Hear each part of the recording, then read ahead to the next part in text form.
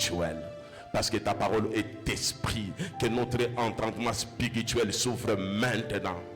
Seigneur, que nos cœurs soient disposés maintenant à t'écouter. Bénis ce moment. Que l'atmosphère dans la salle change maintenant. Seigneur, recrée l'atmosphère. Nous avons besoin de l'atmosphère spirituelle de la parole. Accélère ce matin la compréhension des Écritures. Et bénis ce moment de la parole. Au nom précieux de Jésus-Christ, nous venons te prier, nous disons Amen. Acclamons pour la gloire de Jésus. Shalom, shalom. Que la paix de Dieu soit avec vous. Que le Seigneur vous bénisse abondamment. Et nous disons bon dimanche à tout le monde. Avant d'écouter la parole, permettez-moi de m'acquitter d'un devoir sacré, celui de rendre d'abord des multiples actions de grâce à notre Dieu qui nous donne encore cette opportunité de vous parler de sa part. Je bénis mon Dieu parce que c'est lui qui nous a encore soutenus tout au long de cette semaine qui vient de s'achever. On n'est pas tombé malade, on était en très bonne santé ce matin. Nous sommes encore là pour vous parler de sa part. Je lui dis merci pour tout. Il a assuré notre sécurité, notre protection. C'est lui qui t'a poussé ce matin pour venir dans sa présence. Je te bénis aussi pour ta présence dans sa maison, dans la maison de l'Éternel. Que Dieu te console ce matin au travers de sa parole et que Dieu fasse quelque chose pour changer ta manière de le servir. Parce que nous sommes en train de traverser les moments difficiles, les moments du temps de la fin, là où beaucoup de gens ont déjà abandonné la foi, la véritable foi. Que Dieu t'aide ce matin à booster ta foi pour que tu sois à même de continuer à courir jusqu'à la destination finale. Que mon Dieu te bénisse abondamment. Est-ce que tu peux acclamer très fort pour Jésus? Pendant que tu acclames pour la gloire d'Adonai, je vais te prier de te tenir debout pour découvrir notre passage du jour. Nous sommes toujours dans l'épître de Paul à Timothée. Deuxième épître de Paul à Timothée. Nous sommes aujourd'hui au chapitre 3. La fois passée, c'était le chapitre 4 qui est exploité. Aujourd'hui, nous allons exploiter le chapitre 3. Nous allons lire à partir du verset 1er dans le nom de Jésus. 2 Timothée, chapitre 3, nous lisons à partir du verset 1er. Sache que dans les derniers jours, il y aura des temps difficiles. Car les hommes seront égoïstes, amis de l'argent, fanfarons, hautains, blasphémateurs, rebelles à leurs parents, ingrats, irréligieux, insensibles, déloyaux, calomniateurs, intempérants, cruels, ennemis des gens de bien, traîtres, emportés, enflés d'orgueil, aimant le plaisir plus que Dieu, ayant l'apparence de la piété, mais régnant ce qui en fait la force. Éloigne-toi de ces hommes la parole de l'Éternel. Est-ce que tu peux acclamer très fort la parole du Seigneur?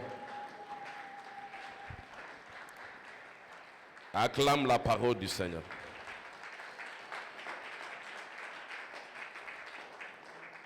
Tu peux dire à ton serviteur, éloigne-toi de ces gens-là.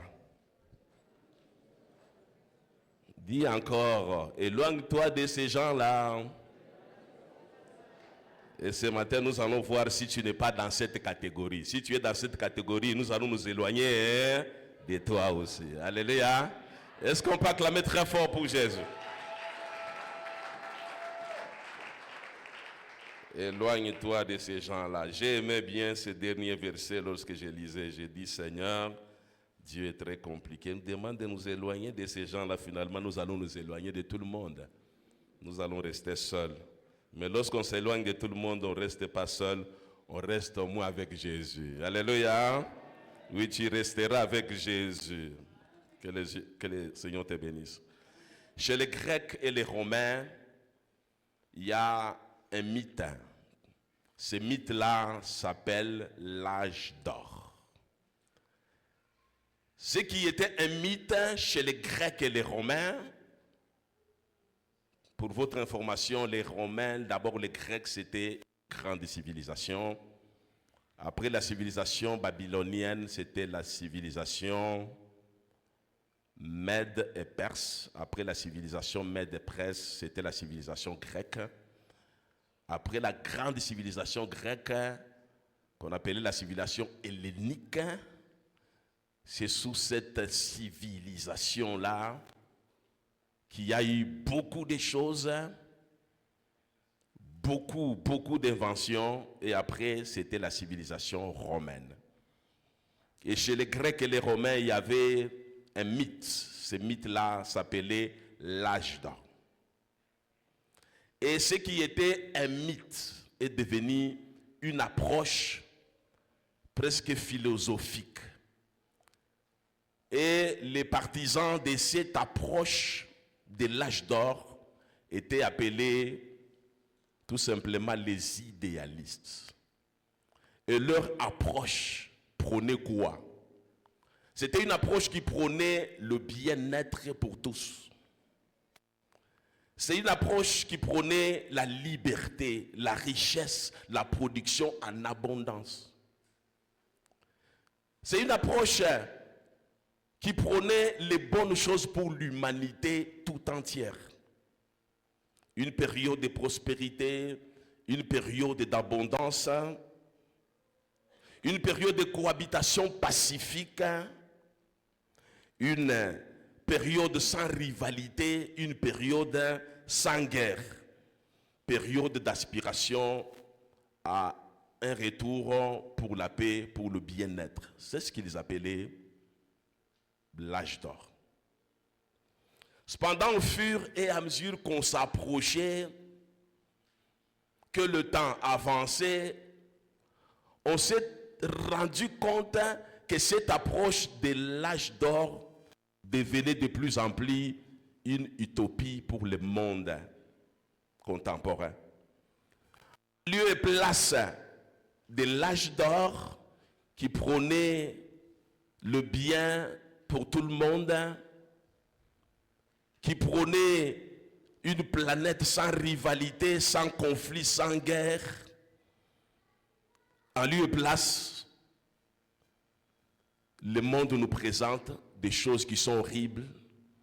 Le monde commence à nous présenter les conflits, les guerres par-ci, les conflits par-là, les calamités naturelles. On nous parle aujourd'hui du changement climatique. On nous parle aujourd'hui de la destruction de l'humanité par les phénomènes des effets de serre. On nous parle aujourd'hui des températures très élevées qui créent des incendies, des feux, des brousses et des forêts au niveau de l'Europe. On nous parle des résurgences de certaines maladies, de certaines pandémies, de certaines épidémies. On nous parle même des retours en force, des guerres, une nation qui s'élève contre une autre. On nous parle des rébellions, on nous parle des massacres, on nous parle des tueries, on nous parle des famines, on nous parle des chômages. On nous parle des banditismes, des criminalités. On nous parle des choses horribles. Au lieu de continuer à nous parler de la période de l'âge d'or. Que le Seigneur vous bénisse abondamment.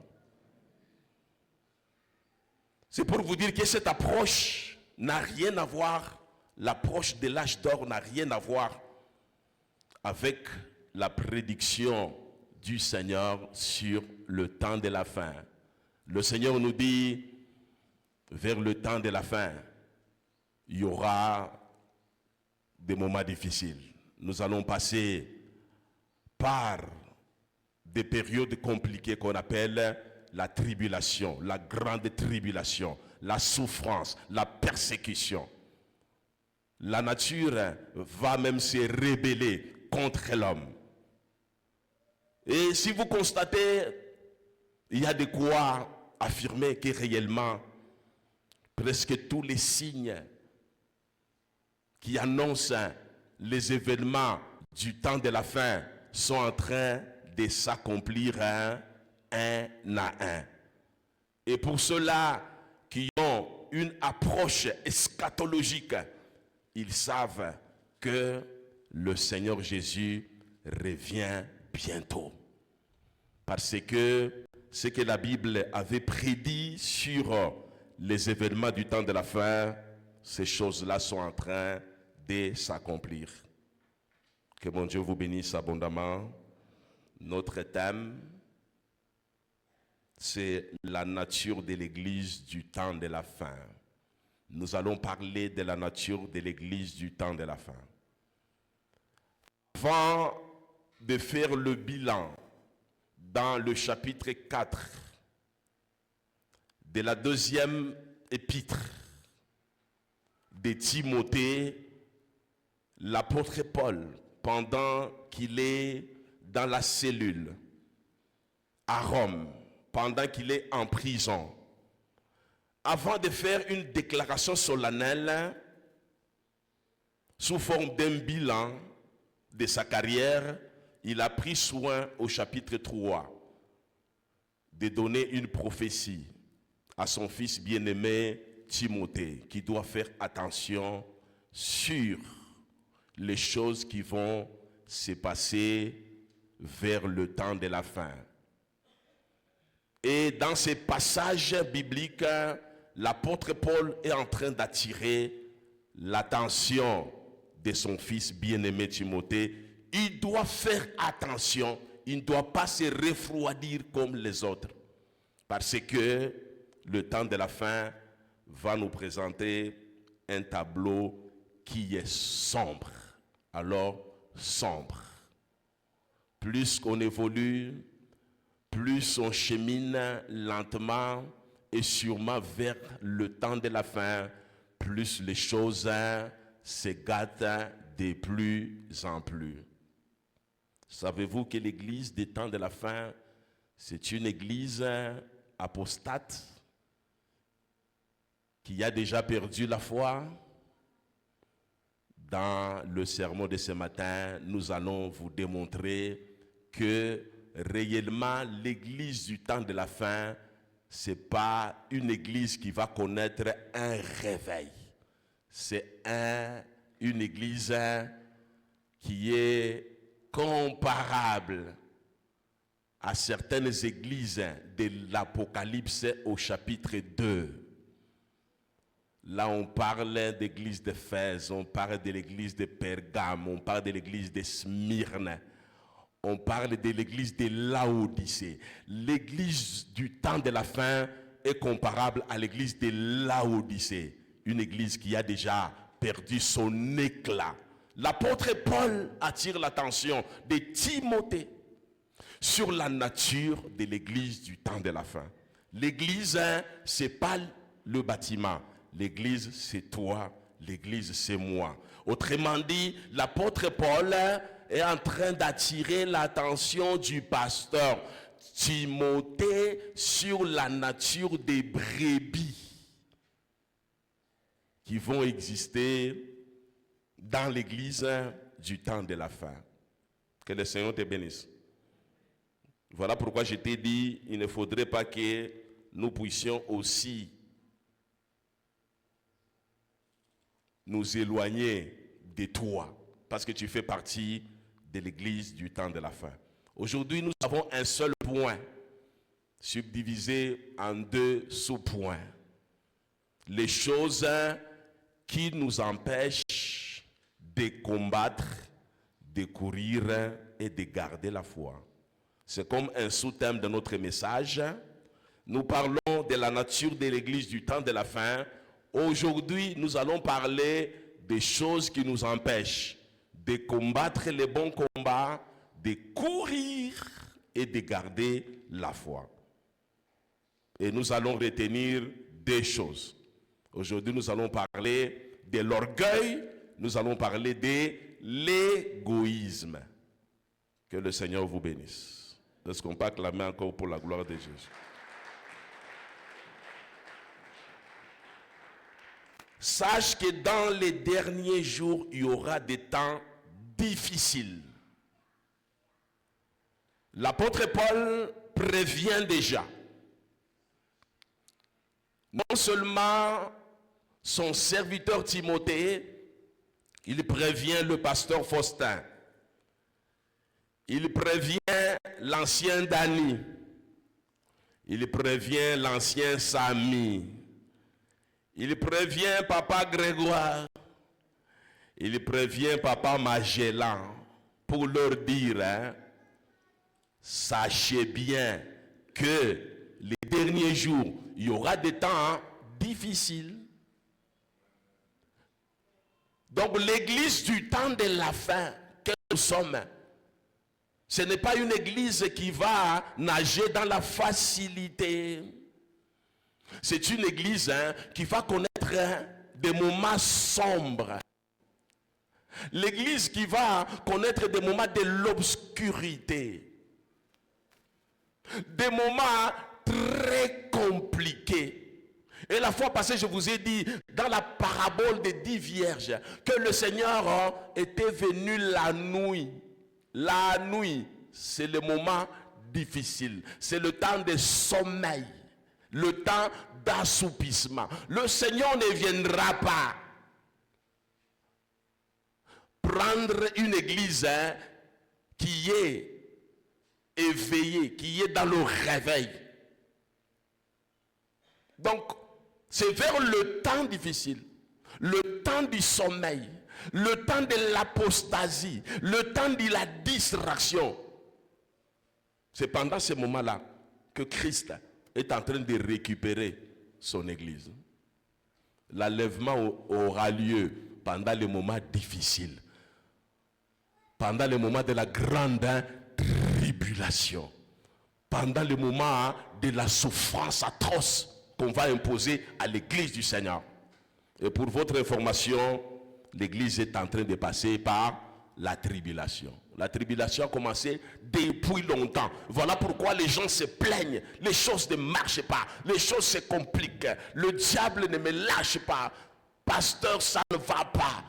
Donc, ce sont des signes qui attestent que tu passes déjà par la tribulation. Il faut oublier l'âge d'or.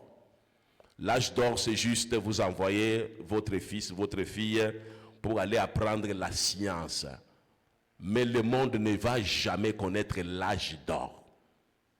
Bientôt Jésus revient, le temps difficile nous est imposé. Et c'est prophétique. Tu ne vas pas changer cela. Que le Seigneur te bénisse. Acclame encore pour m'encourager avant de continuer. Paul utilise encore une expression. Car les hommes seront égoïstes, amis de l'argent. Voilà pourquoi on va parler de l'égoïsme. Au verset 3, non, verset 4, ils seront traîtres, emportés, enflés d'orgueil, aimant le plaisir plus que Dieu. Je voulais aussi attirer votre attention. Lorsqu'on parle des hommes, l'expression « car les hommes », l'apôtre Paul ne parle pas des païens. En bon français théologique, on les appelle les gentils, les non-croyants. Il ne parle pas des non-croyants. Il ne parle pas des gens qui ne sont pas encore convertis. Lorsqu'on parle des hommes, car les hommes, on parle des serviteurs de Dieu qui sont dans l'église, qui sont en train de servir. On parle des enfants de Dieu en général qui seront dans l'église du Seigneur. Ça m'a interpellé lorsque j'ai médité sur le passage biblique. Donc, tout ce qui est décrit ici comme vice, qui vont caractériser l'église du temps de la fin, ne concerne pas les non-croyants, ne concerne pas les gentils, les gens qui ne connaissent pas Dieu, Adonai, mais ce sont des vices, des tares, qui concerne et toi et moi, qui concerne tous ceux-là qui ont déjà accepté Jésus-Christ comme Seigneur et Sauveur. Alors, le message ne concerne pas le voisin. Le message te concerne. Ça me concerne aussi. Donc, c'est un message d'interpellation. Parce que toi et moi, nous vivons le temps de la fin. Nous passons par des moments difficiles. Vous savez, lorsque les gens passent par des moments difficiles, les gens ont tendance à se débrouiller. Les gens ont tendance à développer ce qu'on appelle le réflexe de survie. Aujourd'hui, cette tendance est aussi à la mode à l'église. Comme les choses sont très difficiles, pour avoir un grand salaire, c'est difficile. Pour avoir un bon salaire, c'est difficile. Pour avoir un mari qui a un revenu suffisant pour vivre décemment, c'est difficile. Pour trouver une entreprise qui vous embauche, qui vous donne un salaire décent, ça devient difficile. Pour nouer les 2 bouts du mois, c'est difficile. Pour manger 3 fois par jour, c'est difficile. Alors comme les temps sont difficiles, tout le monde conjugue le verbe se débrouiller au présent. Tout le monde cherche à se débrouiller. Tout le monde développe ce que j'ai appelé un instinct de survie. On doit survivre. Mais de quelle manière? Peu importe la manière. Pourvu qu'on survive quand même. Et cette tendance est à la mode même dans l'église du Seigneur. Nous nous débrouillons, nous refusons de souffrir. Nous refusons de mener une vie de médiocrité. Nous refusons de dormir affamés. Nous refusons de nous contenter de ce que le Seigneur nous donne. Nous refusons de rester à la maison, attendre le petit salaire de mon mari. Les femmes refusent de se contenter de ce que leur mari leur donne. Le mari aussi refuse de se contenter du salaire qu'on leur donne. Tout le monde maintenant est dans les qui cherchent. J'espère que tu es aussi dans les qui cherchent. Je cherche. Je sais que toi, tu n'es pas dans les qui cherchent. On va commencer par l'égoïsme. Je vous ai dit, ça nous concerne. Ça me concerne aussi. Éphésiens nous dit, ne prenez point part aux œuvres infructueuses des ténèbres. Plutôt condamnez-les. Alléluia. Ne cherchez pas à couvrir. Ne cherchez pas à rester calme devant les choses qui ne glorifient pas le Seigneur. Il faut les condamner. Le mal reste mal. Même s'il est adopté par les enfants de Dieu. C'était mal et le mal doit être condamné.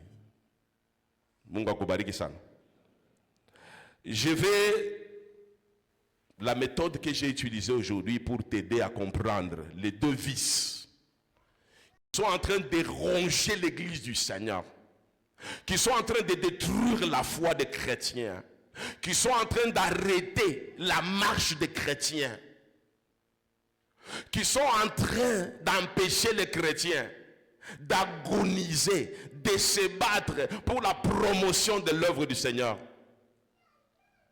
Je vais vous donner les caractéristiques de quelqu'un qui est égoïste et les caractéristiques de quelqu'un qui est orgueilleux.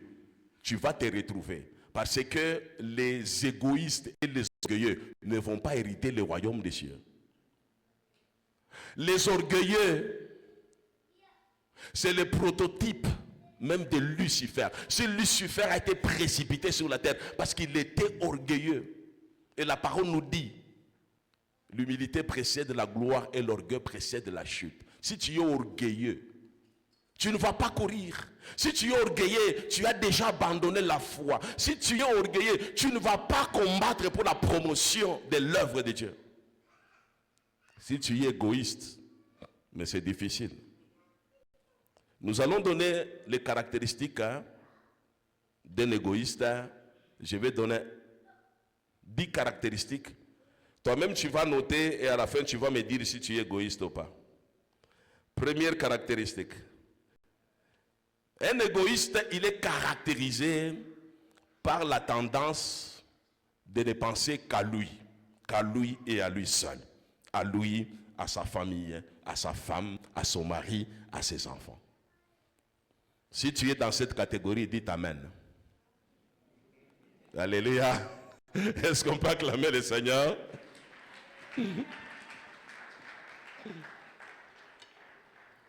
La tendance à ne penser qu'à soi. Je ne pense qu'à moi seul. Vous verrez ça même dans la prière. Lorsque je prie du début jusqu'à la fin, je ne pense qu'à moi, je ne pense qu'à ma promotion, je ne pense qu'à ma femme, je ne pense qu'à mes enfants.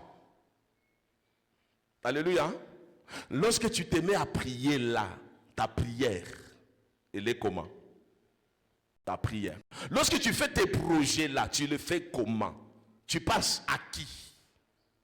D'autres, en dehors de toi, en dehors de tes enfants, en dehors de ton mari, en dehors de ta femme. Tu penses à qui d'autre? Je suis en train de donner les caractéristiques pour des égoïstes qui ne vont pas hériter le royaume des cieux. La tendance à se focaliser sur ses propres intérêts. Donc c'est focus sur mes intérêts, focus sur tes intérêts. Là où il y a mes intérêts, je suis concentré. Là où il y a mes intérêts, je cours vite. Là où il y a mes intérêts, je prêche l'évangile. Là où il y a mes intérêts, je jeûne pour ça. On se focalise sur ses propres intérêts.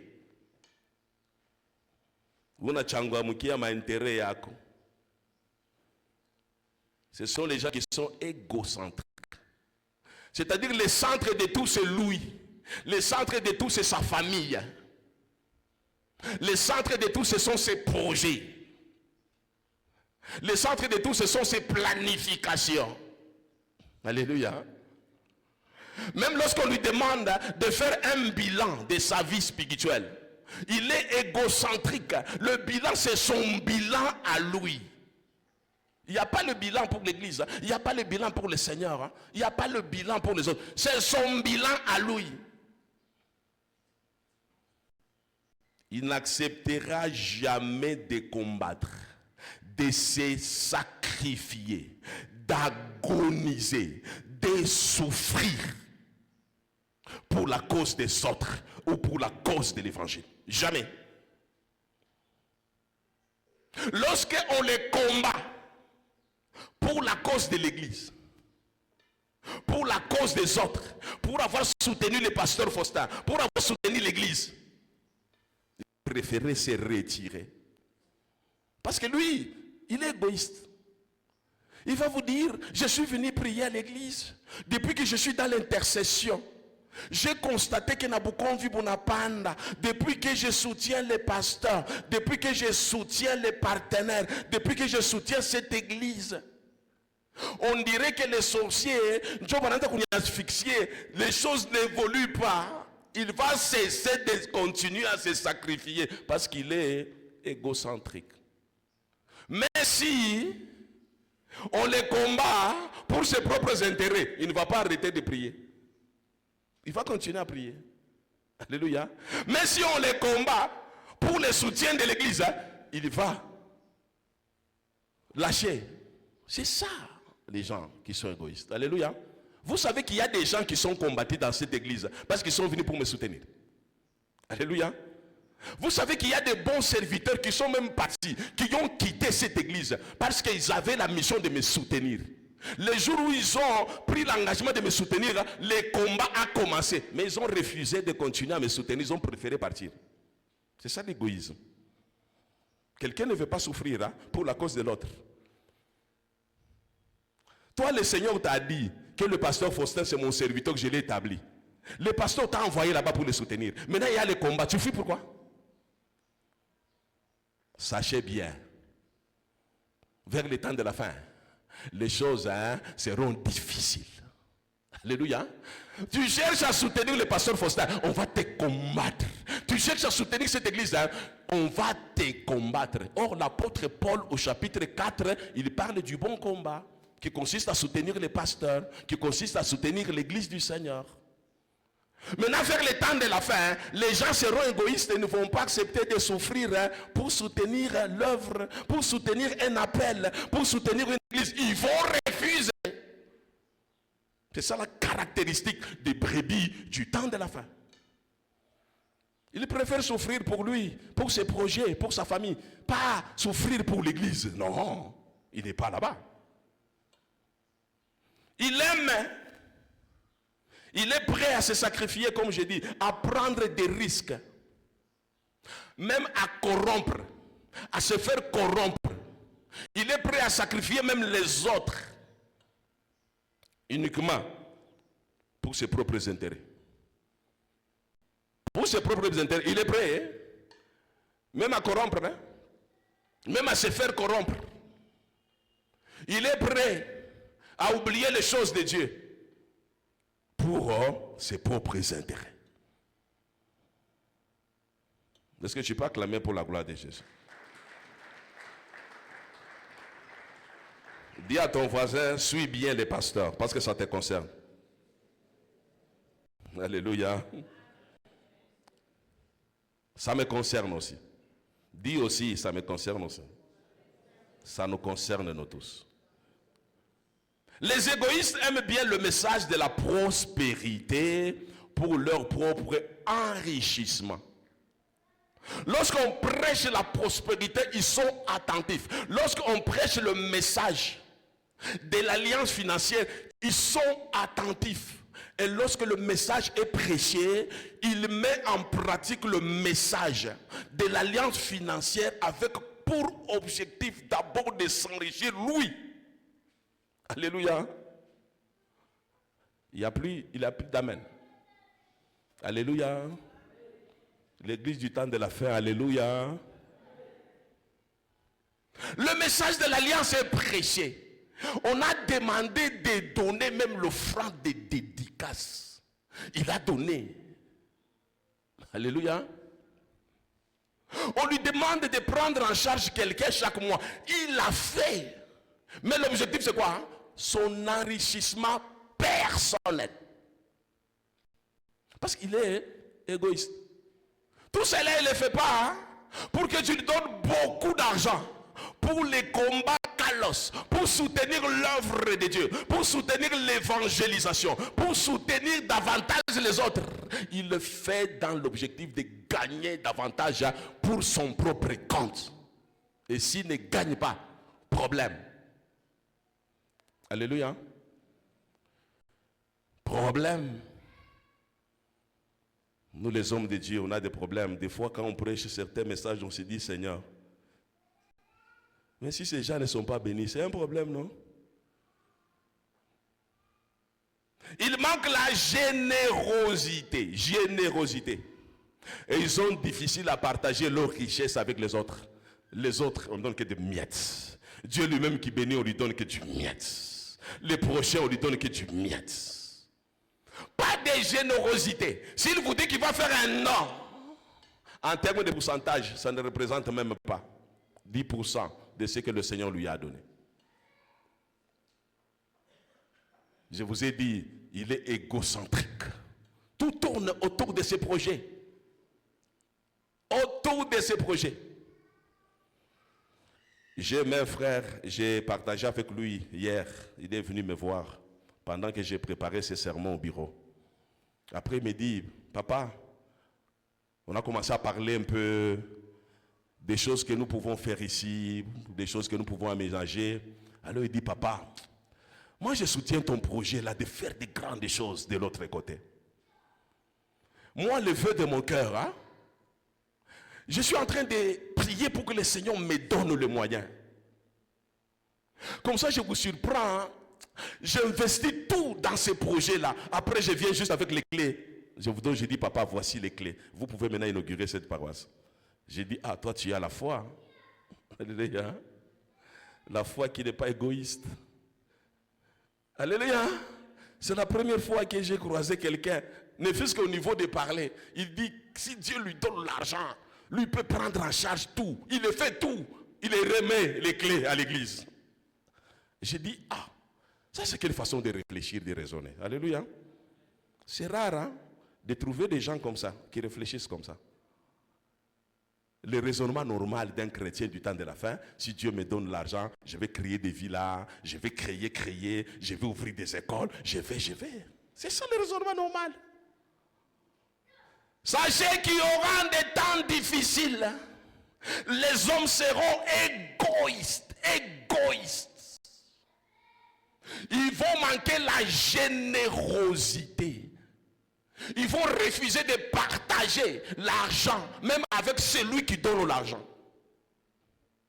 L'église du temps de la fin, c'est l'église qui se sert de Dieu pour s'enrichir, qui se sert de Dieu pour exécuter son programme, qui se sert de Dieu pour réaliser ses objectifs. C'est ça l'égoïsme. Les gens ne viennent pas à l'église pour demander à Dieu qu'il se serve d'eux pour l'avancement du royaume. Mais ils viennent à l'église. Se servir même des hommes de Dieu. De la prière des hommes de Dieu. De la prière des intercesseurs. De l'atmosphère de l'église. Pour leur propre compte. Une fois il est béni, il oublie tout. Il y aura des temps difficiles. Les hommes seront égoïstes. Ici, les hommes, y compris les femmes, hein? C'est homme avec grand H. Ils priorisent leurs propres désirs et ils négligent les projets communs. Alléluia. Vous savez, bâtir une église pour le Seigneur, c'est un projet commun. C'est le projet du royaume, c'est le projet commun de tout le monde. Depuis que l'année a commencé jusqu'à aujourd'hui. Tout le monde a des projets. Tout le monde a des projets. Chacun continue à exécuter son propre projet, c'est pas mal. C'est pas mal. J'ai aussi mes projets. Mais ce qui est prioritaire, c'est les projets communs, les projets de l'église. Alléluia. Les projets de l'église. Ils aimeraient que les autres leur viennent en aide. Et eux ne répondent jamais aux besoins des autres. C'est ça les égoïstes. Ils aimeraient toujours qu'on leur fasse du bien, qu'on leur vienne en aide, qu'on s'occupe d'eux, qu'on trouve des solutions pour eux. Mais eux n'ont pas le temps de faire ça pour les autres. Ils ne s'intéressent aux autres qu'en échange de quelque chose. Donc si je m'intéresse à toi, c'est-à-dire je suis un calculateur, je sais que je vais trouver mon compte. À ce moment-là, je peux m'intéresser à toi. Si je vois que dans la vie du diacre Mike, je ne peux pas y tirer profit, je ne peux pas m'intéresser à lui. Mais si je vois qu'à travers diacre Mike, je peux tirer profit, là, diacre Mike devient mon ami. C'est ça l'attitude des égoïstes. L'attitude des égoïstes. Ils ne se mettent jamais à la place des autres. Jamais à la place des autres. Ce sont des manipulateurs, des empathiques. Et leur autre caractéristique, ils ne supportent jamais les difficultés, le manque, les épreuves et les défis. Non, ils ne supportent pas. Parce que ce sont des calculateurs, ce sont des manipulateurs. Ils ont tendance à manipuler même les seigneurs. Alléluia. Capable de manipuler. Imaginez-moi, Dieu te bénit. Mais pour bénir le Seigneur, tu commences à spéculer. Tu inventes même ta théorie. Alléluia. Pendant que dans la maison du Seigneur, hein, il y a des choses qui ne marchent pas. Chez toi, ça marche. Mais si tu poses la question, mais pourquoi? Il va créer une théorie pour manipuler Dieu. Comme si Dieu ne sait pas qu'il a l'argent. Alléluia. Non, c'est des gens très compliqués. Il ne faut pas se trouver dans cette catégorie. Et lorsqu'il y a une difficulté, on jette tout sur Dieu, on jette tout sur l'église, on jette tout sur les hommes de Dieu. Alléluia. C'est ça l'égoïsme. On cherche toujours à avoir. Alléluia. Je prie, hein, je dois avoir. On prie pour moi, je dois avoir. J'ai jeûné, je dois posséder. Mais lorsqu'il y a une difficulté, lorsqu'il y a un défi à relever, lorsqu'il y a une épreuve, lorsqu'il y a un combat, non, là on ne supporte pas. On ne supporte pas. On pense qu'il n'y a pas de feu à l'église. On pense que les hommes de Dieu n'ont plus de feu. On pense que les intercesseurs sont tombés presque tous dans les péchés. Dieu n'exauce plus la prière. Le problème, ce n'est pas que Dieu n'exauce plus la prière. Notre Dieu, c'est aussi un Dieu des défis. C'est aussi un Dieu qui nous met en épreuve pour voir si tu vas continuer à lui faire confiance, à le soutenir avec le peu que tu as. Alléluia. Mais lorsqu'il y a une difficulté, les égoïstes quittent l'église. J'ai perdu beaucoup d'âmes ici parce qu'ils ont prié pour une requête ou pour une autre. La réponse ne venait pas. Comme la réponse avait traîné, ils sont partis. Alléluia. Eux n'acceptent pas les difficultés. Il est malade, il doit trouver la réponse à son problème. Il est dans le manque, le Seigneur doit le bénir. S'il n'est pas béni, il ne voit pas clair. Pourquoi? Parce qu'il ne pense qu'à lui. Il ne pense même pas qu'à la stratégie du Seigneur. Le Seigneur peut refuser de te bénir aujourd'hui pour te bénir 2 ans après. Mais pense quand même aussi à la stratégie du Seigneur. Pourquoi tu ne penses qu'à toi? Alléluia. Pourquoi tu ne penses qu'à toi-même? Tu penses que c'est toi qui as raison. Tu penses que le monde tourne autour de toi. Le monde ne tourne pas autour de toi. Même la prière ne tourne pas autour de toi. L'église ne tourne pas autour de toi. Comment tu peux penser que prier égale exaucement directement? Comment tu peux penser à ça? Comment tu peux penser que dans un monde où nous sommes actuellement, tout le monde trouve exaucement à sa prière? Comment tu peux penser à cela? Donc c'est des gens qui sont compliqués. Très compliqués. Et pour terminer, ils sont allergiques aux critiques. Alléluia. Tu vois tout ce qu'on vient de dire ici. Hein?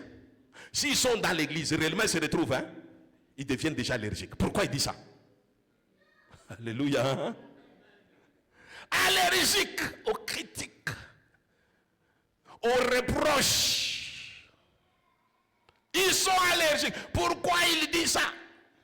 Lui ne sait pas que moi j'ai un problème. Il ne sait pas que je souffre. Est-ce que le pasteur lui connaît la souffrance? Frère, moi j'ai connu la souffrance. De 0 à 24 ans, j'ai connu la souffrance. Je vous avais dit la fois passée que moi je peux enseigner les cours de la souffrance. Pour avoir connu la souffrance. Alléluia.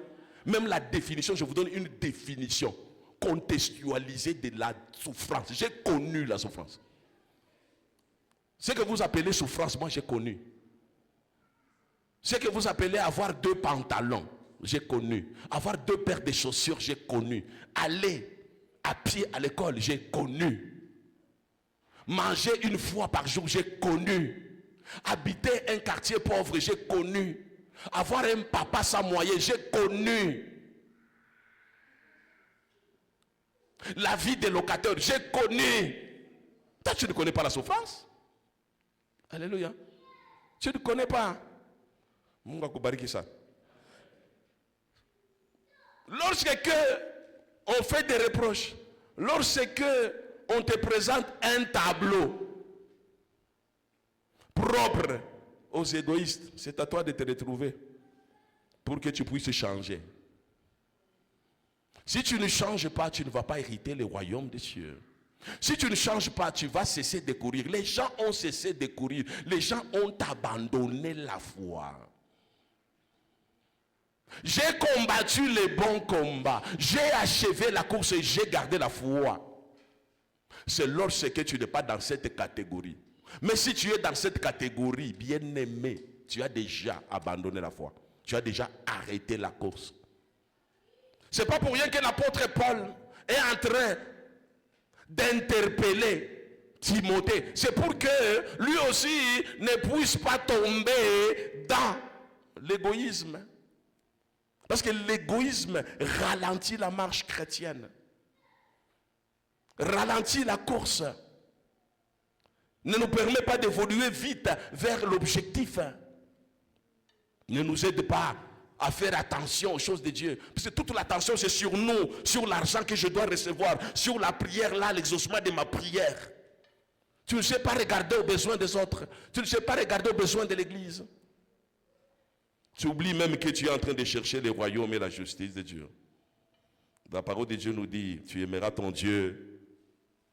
Ça c'est Deutéronome. Tu aimeras ton Dieu de tout ton cœur, de toute ton âme et de toute ta force. Si tu aimes Dieu de tout ton cœur, de toute ton âme, de toute ta force, tu ne seras pas égoïste. Donc la priorité est, ça sera Dieu. Alléluia.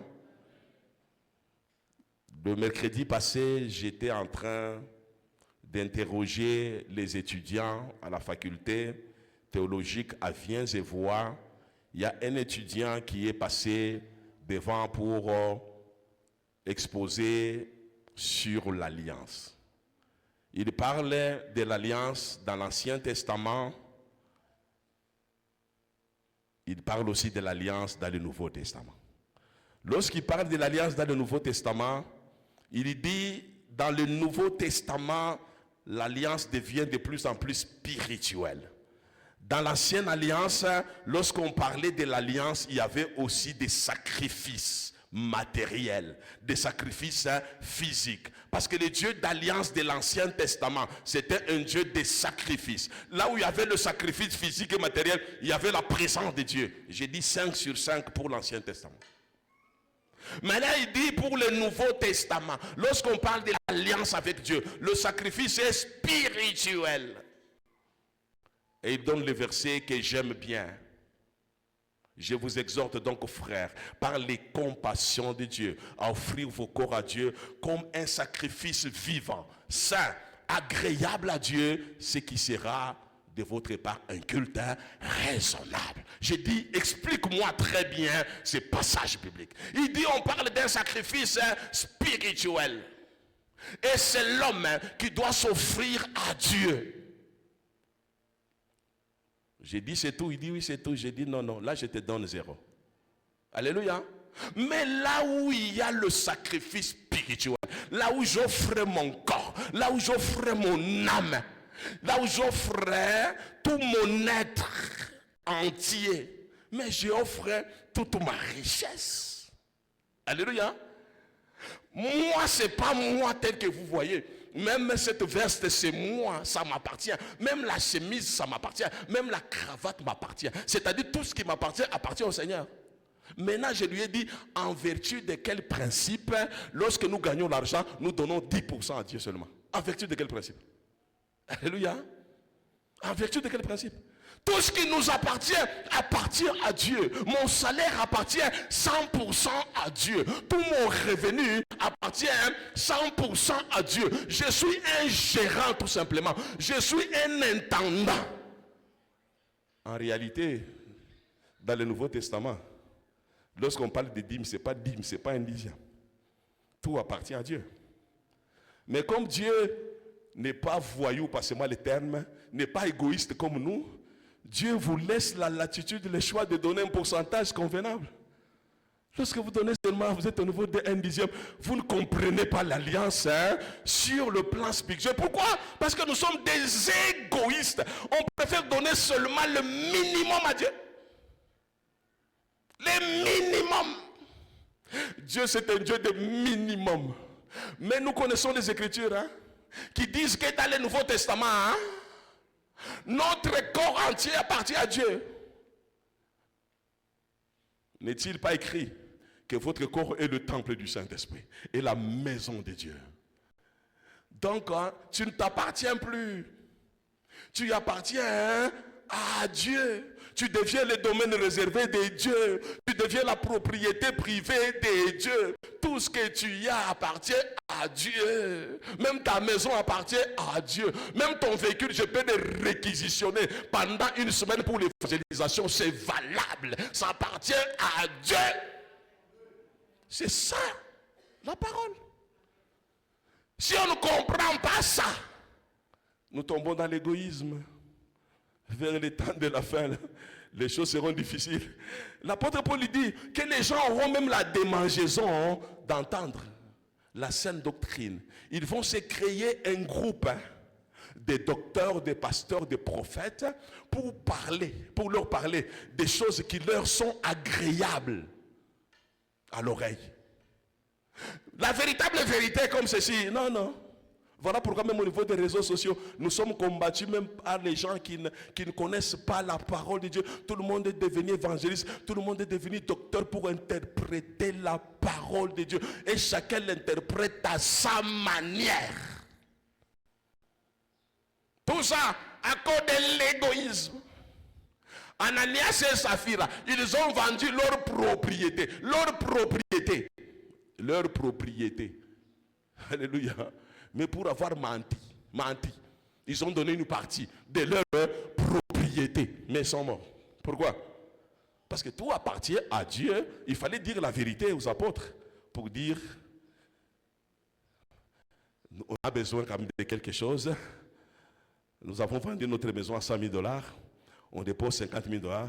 Les 50, nous avons des besoins. Ça, ok, ça passe. Pourquoi mentir? Ils sont morts parce que dans la conception de Dieu, tout lui appartient. Mentir sur le revenu que Dieu t'a donné, sur la fortune que Dieu t'a donnée, mentir, dire à Dieu que tu n'as rien, c'est tomber dans l'égoïsme, c'est un péché. Est-ce qu'on peut acclamer pour la gloire de Jésus?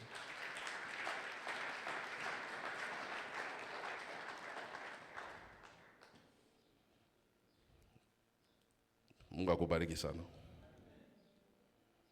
Akubariki sana encore une fois de plus.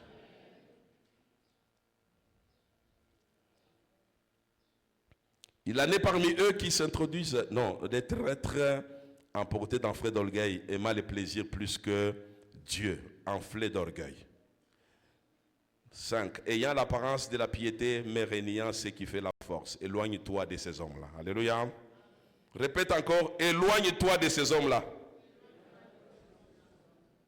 Éloigne-toi de ces hommes-là. Seigneur, fais-moi grâce pour que les brebis ne s'éloignent pas de moi. Que le Seigneur enlève l'égoïsme à moi, l'égoïsme. Ça détruit l'Église. L'égoïsme nous éloigne de Dieu. L'égoïsme n'est pas bon. On parle de l'orgueil, dans peu de temps nous terminons. Jacques chapitre 4, verset 6. Dieu résiste aux orgueilleux et fait grâce aux humbles. L'orgueil est un péché que Lucifer avait commis au ciel. Il fut précipité sur la terre. Alléluia. Vous savez, de manière générale, au niveau de l'église, les gens, ils font attention à l'impudicité. Ils font attention à la fornication. Ils font attention au meurtre. Il y a les gens qui ne sont pas meurtriers dans l'église. Ils vous disent, moi, je n'ai jamais avorté. Je n'ai jamais contribué à l'avortement. Je n'ai jamais tué quelqu'un. Et vous trouvez des vrais chrétiens comme ça. Il vous dit, je n'ai jamais volé. Vous trouvez, oui, il n'a jamais volé comme ça. Alléluia. Mais son problème, c'est l'orgueil et l'égoïsme. Donc l'église est remplie d'orgueilleux et d'égoïstes. Remplie. Voilà pourquoi je vous ai dit que l'apôtre Paul ne parlait pas aux païens. Il parlait à nous qui sommes dans l'église de Dieu.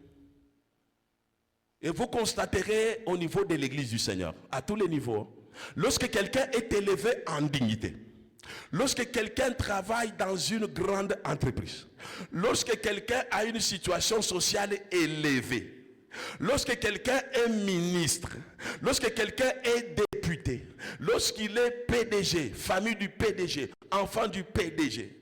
Aujourd'hui, dans la catégorie, je mets même, lorsque un homme de Dieu est élevé, un pasteur est élevé, il a maintenant une grande église, il a beaucoup de brebis. vous verrez que ces hommes-là commencent à se comporter comme des stars des cinémas, comme les stars dans le monde du sport. Ils retombent facilement dans l'orgueil. Je me rappelle un pasteur, il est ami à moi, il est collègue de promotion à l'université. Aujourd'hui, il est pasteur, il est en Afrique du Sud. Un jour,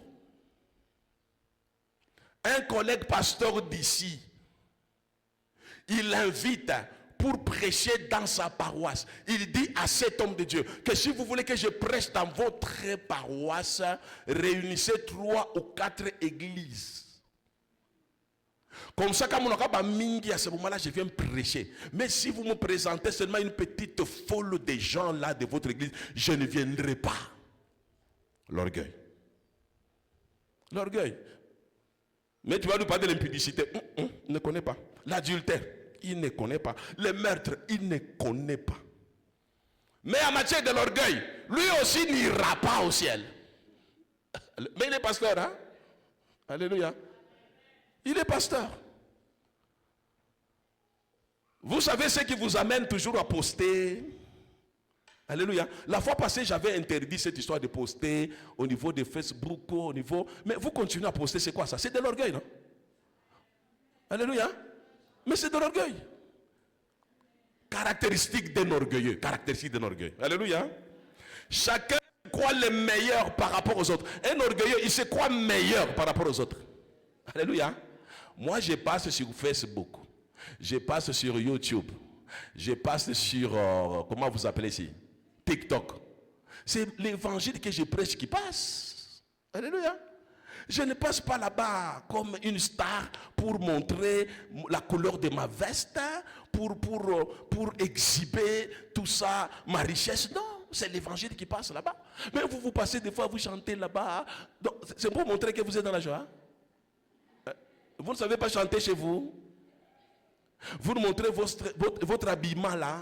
Alléluia. Après, quand on va vous combattre, on va vous détruire. Vous allez quitter l'église. Depuis le comme ça va nous détruire. Détruire quoi par Facebook? Dieu va nous détruire.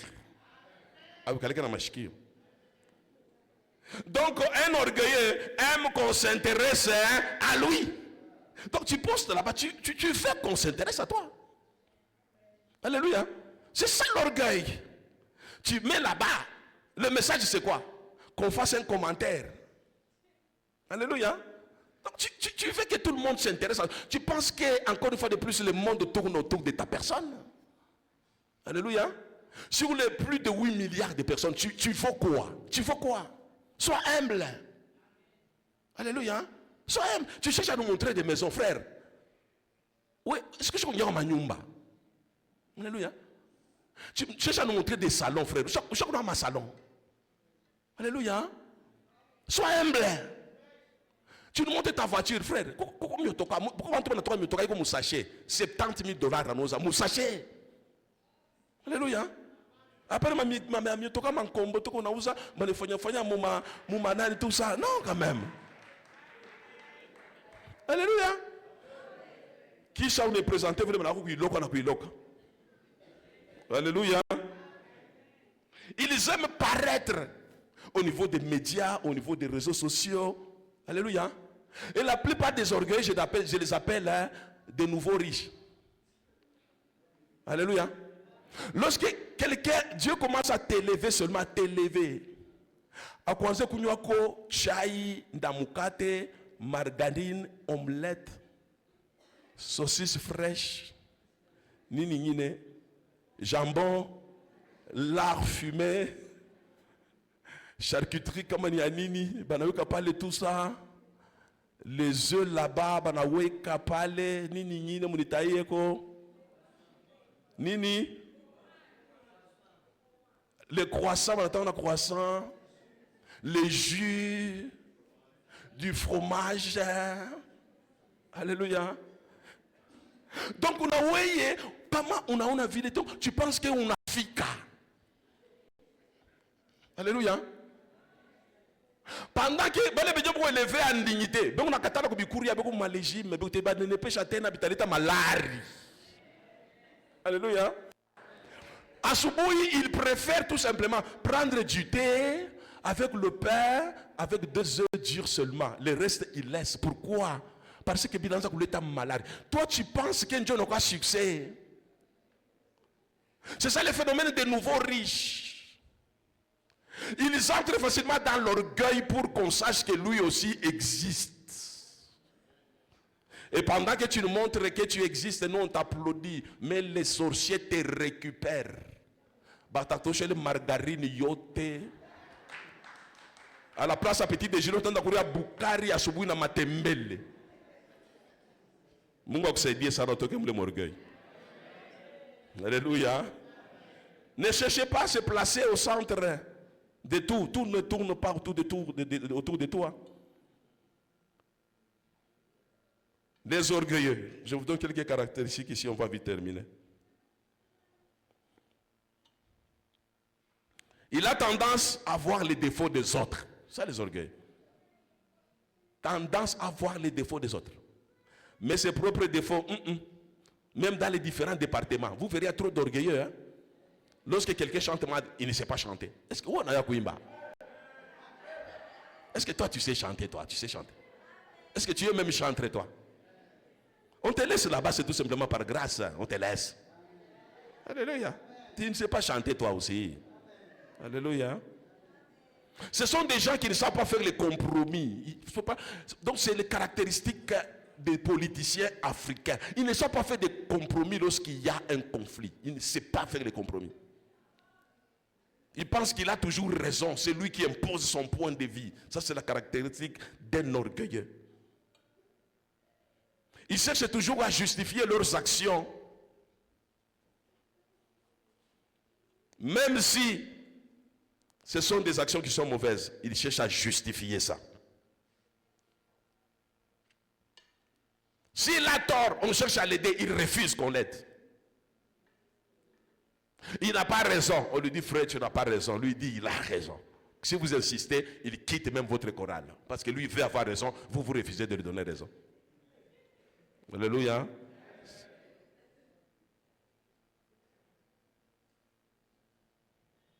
Il veut se sentir supérieur aux autres dans l'environnement. Celui qui est supérieur, celui qui est belle, celui qui est beau, celui qui s'habille bien, celui qui a une belle voiture. C'est celui qui parle bien français. C'est celui qui sait bien prêcher. C'est celui qui sait bien modérer. C'est celui qui sait bien chanter. C'est ça l'orgueil. C'est lui qui s'habille bien. C'est sa femme qui s'habille bien. Pour nous les hommes de Dieu, nous sommes devenus orgueilleux. Nous commençons maintenant à présenter nos femmes. Les femmes des pasteurs sont à la une. Chacun cherche à montrer sa femme. C'est moi qui ai une belle femme. C'est moi qui ai une femme qui s'habille très bien. C'est moi qui ai une femme qui est jolie. C'est moi qui ai une femme qui sait aussi bien prêcher. C'est moi qui ai une femme qui sait tenir aussi une convention. C'est de l'orgueil. C'est de l'orgueil. Alléluia. C'est ainsi que vous voyez même sur les images que vous envoyez, la plupart des photos là où il y a maman Sylvie, j'enlève. Alléluia. On ne vient pas faire la publicité de nos femmes à l'église. Alléluia. Nos femmes sont des brebis comme tout le monde. On ne veut pas faire la publicité de nos enfants. Les enfants sont des brebis comme tout le monde. Et un orgueilleux doit chercher à montrer que c'est son enfant qui est intelligent. C'est son enfant. Voilà pourquoi dans l'orgueil, nous sommes en train de préparer même nos enfants à la succession. Alléluia. C'est le plus intelligent. Je l'envoie à l'école théologique. Il doit étudier. C'est lui qui doit me succéder. Même sur les statuts, c'est lui qui est là. À mon absence, c'est lui qui gère. C'est de l'orgueil. Tu penses que ton fils est plus meilleur que les autres. Tu penses que ton fils, il peut te soutenir mieux que les autres. Il y a les gens que Dieu a envoyés dans l'église qui nous soutiennent très bien. Alléluia. D'ailleurs, la plupart des enfants des hommes de Dieu, ils détruisent même l'œuvre. Là où ils sont, c'est le désordre. Ils pensent que tout est permis, papa ne fera rien du tout. Il y a un serviteur, un jour je le croise, j'ai dit, pourquoi tu as quitté l'église X? Il me dit, papa, j'ai quitté dans cette église parce que j'ai eu des problèmes avec le fils de mon pasteur. Chaque fois que je voulais faire des choses, le fils de ce pasteur était en train de m'intercaler. Il s'interposait dans le travail que je faisais. Les dossiers arrivent chez le pasteur a donné raison à son fils.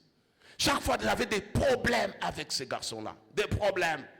Au point où le pasteur m'a même disqualifié à cause de son fils. C'est de l'orgueil. Cher pasteur, vous qui m'écoutez aussi en direct, l'église appartient à Dieu. L'église ne nous appartient pas. L'église n'appartient pas à nos femmes. L'église n'appartient pas à nos enfants. C'est l'église de Dieu. Nos enfants doivent être mis sur le même pied d'égalité que tous les autres enfants à l'église du Seigneur. Cessons d'être orgueilleux. Pour nous les hommes de Dieu, on refuse qu'on nous appelle pasteur. L'orgueil fait qu'on change. On ne nous appelle plus papa, on nous appelle daddy. C'est de l'orgueil. Alléluia. Est-ce qu'on peut acclamer le Seigneur? C'est de l'orgueil. Anglais, mais tu veux qu'on t'appelle daddy. Où est-ce qu'on a eu anglais? Alléluia. Les gens ne veulent pas qu'on leur parle, qu'on dit bonjour pasteur. Non, appelle-moi apôtre. Bonjour apôtre. Bonjour bishop. Bonjour évêque. Bonjour archibishop. C'est de l'orgueil. Nous ne sommes que des simples serviteurs. Les jeunes gens n'en parlons pas. Tous les jeunes gens sont devenus des prophètes. Lorsque vous voyez un jeune serviteur, il faut l'appeler prophète. Là, Nguya Yanzambe. Lorsque vous l'appelez pasteur, non, ça ne marche pas, c'est petit. Lorsque vous me l'appelez évangéliste, c'est petit. Il faut l'appeler prophète. Alléluia. Imaginez-vous dans une salle, moi où j'enseigne la parole de Dieu aux étudiants. Il y a un étudiant qui vient là-bas, toute la salle, du lundi au mercredi, je faisais passer l'examen des cours d'homilétique, comment prêcher. Un étudiant passe là-bas, tout le monde applaudit là-bas. Docteur, docteur, docteur, docteur. Alléluia. J'ai dit, il y a un docteur ici de la parole. Il dit, oui papa, il y a un docteur. J'ai dit, ah là c'est ok. Docteur, tu peux exposer. Le docteur a exposé, d'abord, il me donne, j'ai demandé de me faire un TP, un travail pratique, de 3-4 pages. Le monsieur va me donner d'abord un document volumineux comme ça, comme un travail de fin de cycle. Lorsqu'il me dépose le travail, je dis, c'est ça le TP que j'ai demandé? Il dit, oui papa, c'est ça. Moi j'ai demandé le TP, je n'ai pas demandé un travail de fin de cycle. Il me dit, papa, c'est ça le TP. D'abord j'ai trouvé que mon docteur est orgueilleux. Alléluia. Je lui dis, bon ça va, vous pouvez maintenant exposer votre thèse de doctorat. Il a exposé, je vous dis, je lui ai donné 3 sur 10. Alléluia. Je lui ai dit, petit, acha mangungu, acha orgueil. Tu es à la faculté, il y a les aînés qui ont fait longtemps dans les choses de Dieu. Ikala muba, chunga ba ko enseigner uyo bia mungu. Tu es encore petit, tu veux qu'on t'appelle docteur. Mais lorsqu'on va t'évaluer, on trouve qu'il n'y a rien de doctorat en toi. Tu es encore au niveau élémentaire. Au lieu d'apprendre, tu veux qu'on t'appelle orgueil. Donc c'est entrer même dans l'église du Seigneur. Voilà pourquoi l'apôtre Paul dit à Timothée, mon fils, fais attention. Vers le temps de la fin, hein? Donc nous allons passer par des choses très difficiles. Si toi aussi tu ne fais pas attention, tu vas tomber dans l'égoïsme, tu vas tomber dans l'orgueil, tu seras disqualifié. Que le Seigneur t'aide à quitter l'orgueil. Que le Seigneur t'aide à quitter la vie d'égoïsme. Pourquoi le Seigneur insiste sur l'orgueil et sur l'égoïsme? Parce que nous sommes encore dans le marathon. Nous ne sommes pas encore arrivés à la destination. Nous avons intérêt à garder la foi. Parce que c'est la foi que nous allons garder en Christ qui va nous introduire dans la vie éternelle. Continuez à combattre les bons combats en faveur de l'évangile. Même si le Seigneur t'est béni, la priorité des priorités, c'est le royaume, c'est la promotion de l'évangile. N'abandonne pas la course, même si tu n'as pas l'argent, même si tu n'as rien, même si tu souffres, même si tu passes par des moments difficiles. N'abandonne pas la cause. J'ai dit la fois passée, la souffrance que tu connais là n'est pas synonyme de la désapprobation de Dieu. Dieu t'approuve même dans cette souffrance-là. Le problème, c'est toi. Continue à courir. Garde la foi. Et à la fin, le Seigneur va te donner une couronne de la justice. Que le Seigneur bénisse sa parole.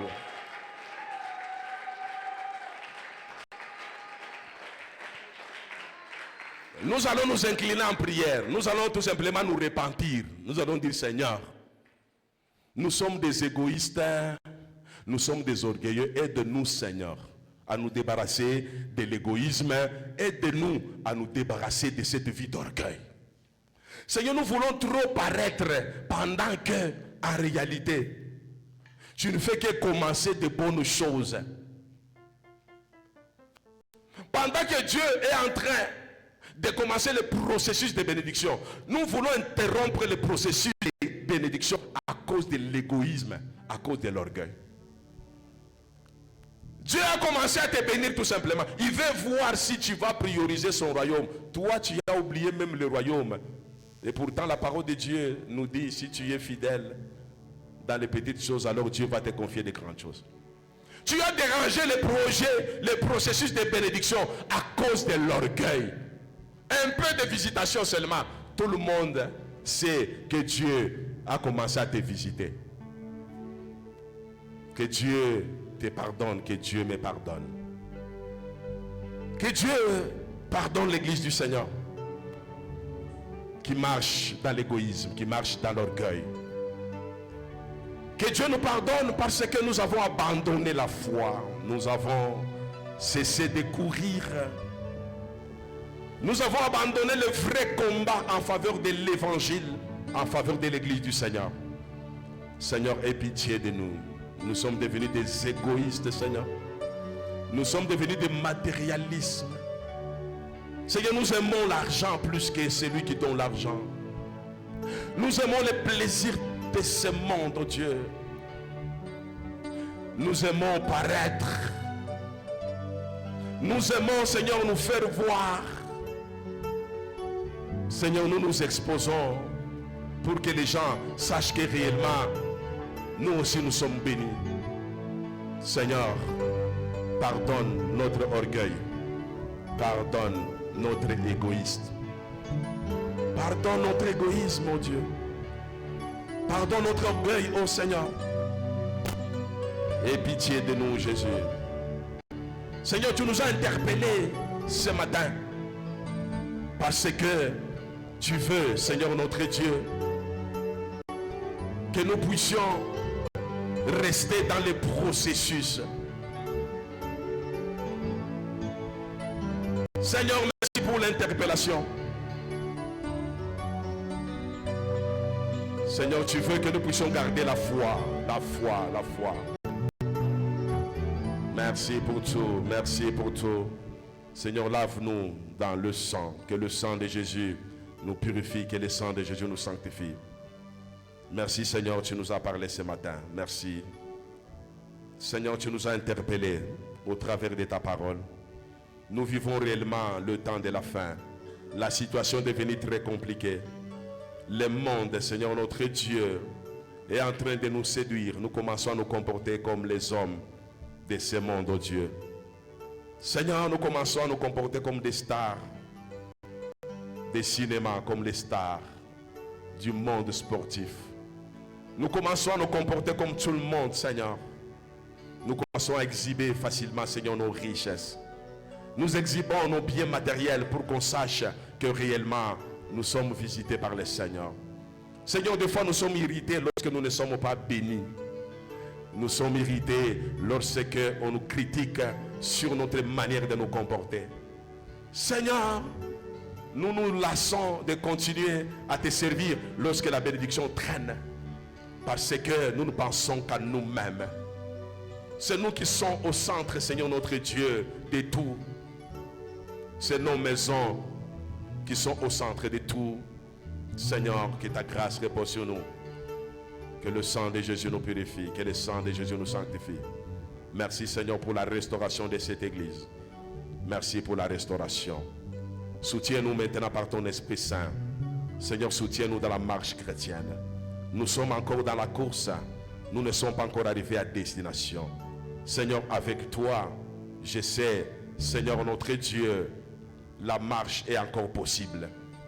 Avec ton Esprit Saint, Seigneur notre Dieu, Papa, le chemin est encore balisé. Merci de nous soutenir. Merci de nous restaurer. Reçois toute la gloire et toute l'adoration.